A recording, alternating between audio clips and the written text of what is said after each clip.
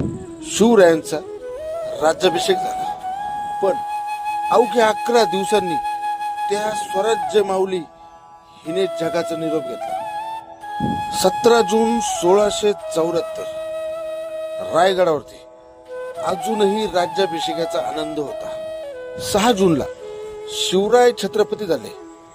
हा फक्त एका राजाचा विजय नव्हता, तर राजमाता जिजाऊंच्या आयुष्यभराच्या संघर्षाचं फळ होतं. ज्या माऊलींनी शिवबांना स्वराज्याचं स्वप्न दिलं, त्याच माऊलींनी राज्याभिषेकाच्या 11 दिवसानंतर जगाचा निरोप घेतला.